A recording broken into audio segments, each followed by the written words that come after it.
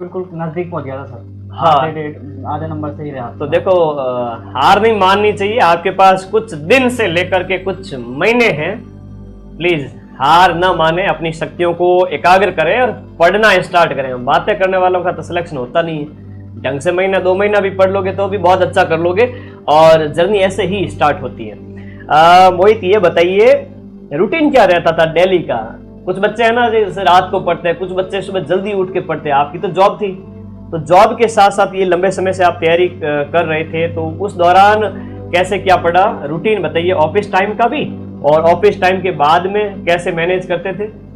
जी sir, वो sir जैसे मैं ये था कि ऑफिस जाना रहता था मेरा, तो 10 बजे से मतलब 9:30 से टाइम रहता है ऑफिस का हमारा 6 बजे तक। तो उसके बीच में मैं ऐसा करता था, सुबह उठते उठते अपना एक टाइम टेबल बना लेता था कि आज ऑफिस के अंदर अगर मुझे टाइम मिल गया थोड़ा बहुत तो मैं इस चीज़ का रिवीजन कर लूँगा, और घर आने के बाद में मुझे ये सब्जेक्ट पढ़ने हैं। जैसे मैं घर आ गया तो उसके बाद में 7 बजे के आसपास बैठ गया, तो 9 बजे तक एक बार 2 घंटे का एक शिफ्ट ले ली।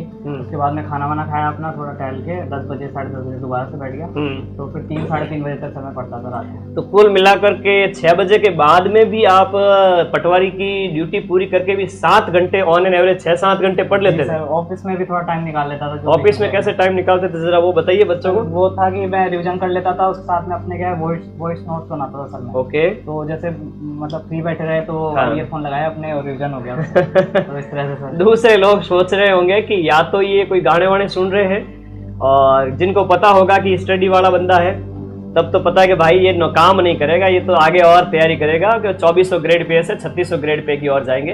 तो वो बहुत अच्छा था कि टाइम का यूटिलाइज करना हर किसी को, मतलब पढ़ना हर कोई चाहता है, कामयाब हर कोई होना चाहता है, लेकिन यूटिलाइज करने की जब बात आती है ना, कोई नहीं कल पढ़ लेंगे, परसों पढ़ लेंगे, अभी तो खूब टाइम पड़ा है, अरे कल परसों करके पीढ़ियां बीत गई, इंसान वहीं का वहीं रह जाता है। तो मेहनत करनी पड़ती है, तपना पड़ता है, ठीक है, ये इनसे आप सीख सकते हैं। शुरुआत लैब असिस्टेंट से की थी 18 साल की उम्र से, है ना, बहुत कम उम्र होती है उस समय। तो जैसे योग्य हुए 12वीं पास के एग्जाम देने स्टार्ट कर दिए। पिताजी आपके विद्युत विभाग में है और सर्विस में है, ऑलरेडी गवर्नमेंट जॉब में है, एग्रीकल्चर डिपार्टमेंट में है।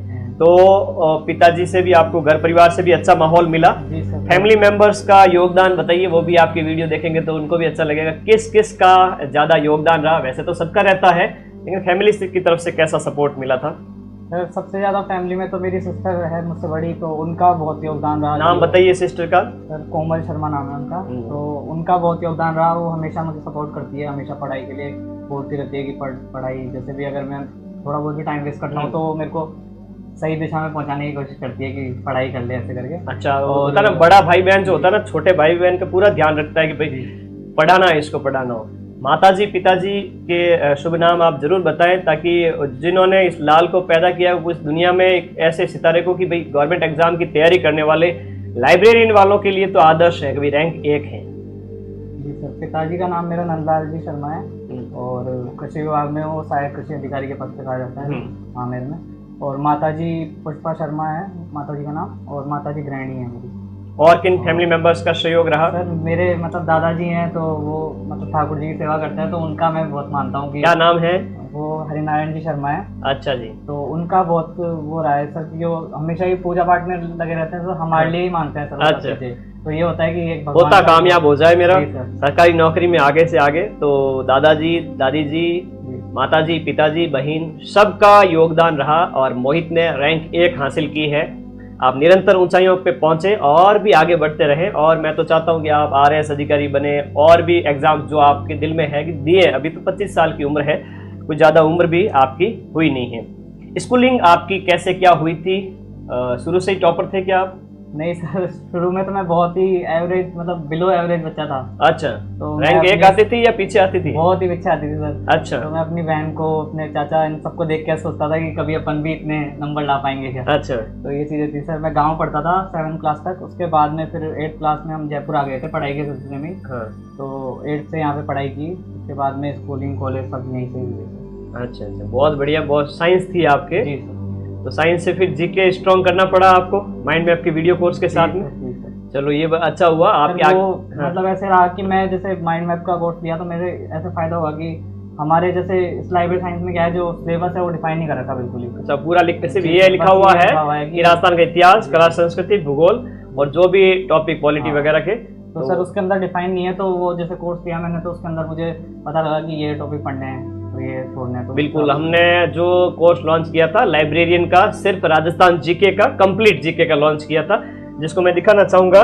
यहाँ पर मोहित का एनरोलमेंट यहाँ पर जो है आपके जून के महीने में इन्होंने जो लास्ट टाइम में सारी चीज़ें मैनेज करने के लिए ये आप देख सकते हो बैच इनका ज्वाइन किया हुआ था, उसका ही ये दिखाना पड़ता है कि आज के टाइम में अगर अच्छी चीज़ का प्रचार नहीं किया जाए तो विद्यार्थी क्या है कि वो भ्रम में रह जाता है, कहाँ पढ़े क्या पढ़े, लॉस विद्यार्थी का होता है ना।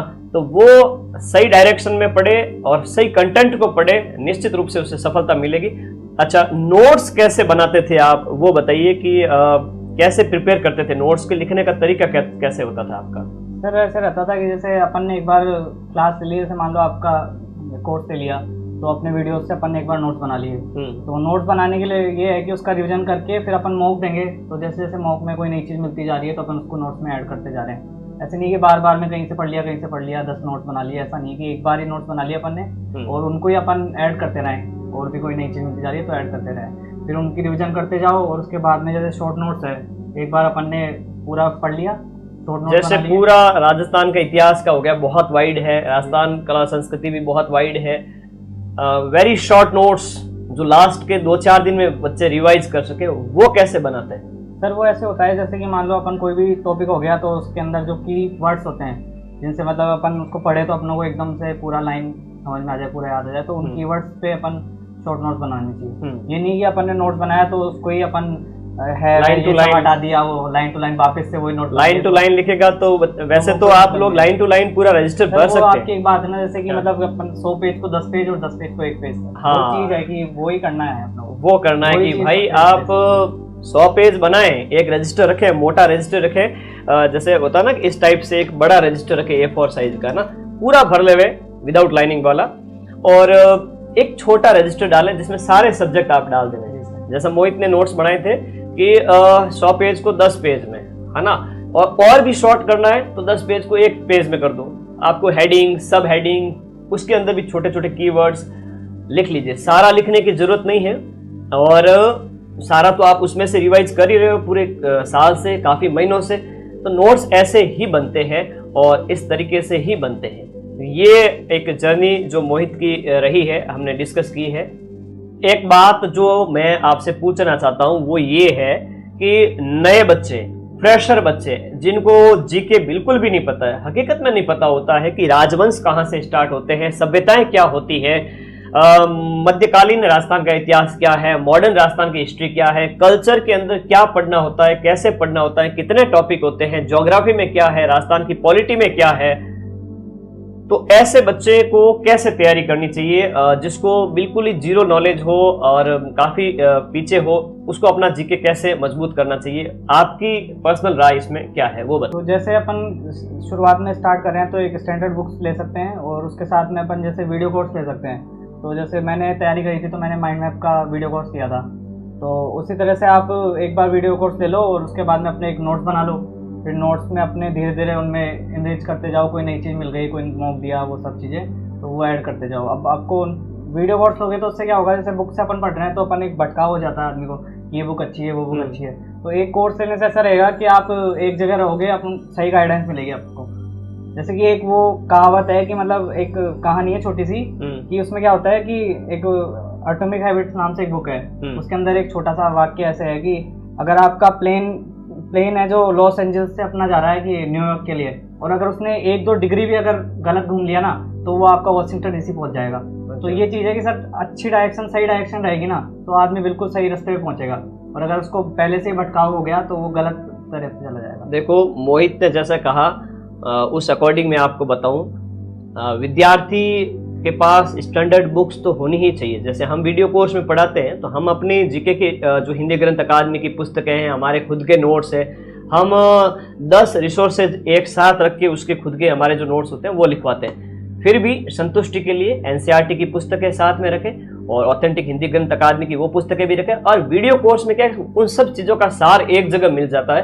तो अगर वीडियो कोर्स लेते हैं तो वो एक ही एनफ है, और दिल नहीं माने तो फिर वो आरबीएससी की पुस्तकें वो भी साथ में रखें। तो ये तो क्या है कि धीरे धीरे एक्सपीरियंस से धीरे धीरे आप लोग विश्वास करो, है ना। मैं तो ये नहीं कहता हूँ कि मैं प्रमोशन करूँ या कुछ भी, तो ये चीज़ यहाँ पर ये होती है कि आप अपने हिसाब से पहले इस्तेमाल करो, फिर विश्वास करो कि भाई वीडियो कोर्स मेरे लिए पर्याप्त है, इस एग्जाम में मुझे सारे क्वेश्चंस मिल गए थे सर के, तो एनफ है, अलग से आपको बुक्स लाने की जरूरत नहीं है। और लगे कि मुझे तो टॉप करना है मोहित की तरह, तो कुछ किताबें भी पास में रखो और साथ में वीडियो कोर्स के भी नोट्स बनाओ, जो आपको अच्छा लगे, जैसा आपको उचित लगे। बाकी लास्ट टाइम में हम रिवीजन आपका तगड़ा वाला करवाते ही हैं। एक अंतिम लाइन जो होती है हर एक विद्यार्थी की होती है, जैसे कोई तैयारी करता है या नॉर्मल लाइफ भी अपनी कोई जी रहा है किसी भी फील्ड में, है ना, तो उनके कुछ न कुछ मोटिवेशन कोट होते हैं जो उसके लाइफ के उसूल होते हैं। ऐसी कौन सी पंक्तियां हैं जिन्होंने आपको बड़ा मोटिवेट किया था, बार बार आप उनको जहन में जब भी याद आती थी तो एकदम से ऊर्जा से लबरेज हो जाते थे, वो पंक्तियां कौन सी हैं? सर जैसे मैं पटवारी की जॉब के साथ में थोड़ा फ्रस्ट्रेट हो गया था, मतलब कैसे होता है कि जॉब करता हुआ आदमी एकदम से परेशान हो जाता है, तो मेरे को रश्मि रति की, मतलब रामदास सिंह दिनकर है, उनकी एक बुक है रश्मि रति, उसकी लाइन है 4, वो मुझे बहुत ही मोटिवेट करती है सर, तो वो मैं सुनाना चाहता हूँ सर। जी सर, उसमें ऐसे है कि वसुधा का नेता कौन हुआ, भूखंड विजेता कौन हुआ, अतुलित यश क्रेता कौन हुआ, नवधर्म प्रणेता कौन हुआ, जिसने न कभी आराम किया, विघ्नों में रहकर नाम किया। तो सर विघ्न, जैसे आप परेशानियों के अंदर रहोगे, अगर उसमें आप सक्सेस पाओगे तो आपका बड़ा नाम हो जाएगा। तो बहुत बढ़िया, जो कभी भी हिम्मत नहीं हारे, अडिग रहे, वही रश्मि रति के अंदर उसका सार यही बताया है कि अतुलित विजेता कौन हुआ, भूखंड विजेता कौन हुआ। ये इस तरह से कुछ जो लाइन है कि भाई इस पृथ्वी को जीतने वाला, इसका भोग करने वाला, आनंदित रहने वाला, विजेता बनने वाला व्यक्ति वही है जो कभी आराम नहीं करे, कभी हिम्मत ना हारे, हारा वही जो लड़ा नहीं। तो मोहित की ये कहानी आपको बड़ा मोटिवेट करेगी। हमारे माइंड मैप के वीडियो कोर्स के विद्यार्थी थे तो हमें बहुत खुशी हुई, रिजल्ट आया, मोहित खुशियां मना रहे थे अपने परिवार वालों के साथ में, फिर मुझे कांटेक्ट किया कि सर आपके वीडियो कोर्स को पढ़ के हमने ये सफलता हासिल की है, राजस्थान जीके का बैच। तो जब मोहित ने हमसे वापस संपर्क किया तो हमने मिलान किया, वाकई में हमारे वीडियो कोर्स के ये विद्यार्थी हैं और इन्होंने जून में एनरोल किया था। लास्ट टाइम में जो लास्ट के जो महीना 1.5 महीना जो भी था, इन्होंने जीके पूरा वहीं से प्रिपेयर किया और अपने लाइब्रेरी साइंस के सब्जेक्ट को भी मजबूत करके आज ये रैंक 1 की सफलता जो हासिल की। आप भी निरंतर पढ़ते रहे। अगला इंटरव्यू आपका होने वाला है मेरे साथ में इसी स्टूडियो में। तो आप सभी का बहुत बहुत धन्यवाद और मोहित को एक बार फिर से बहुत बहुत बधाई।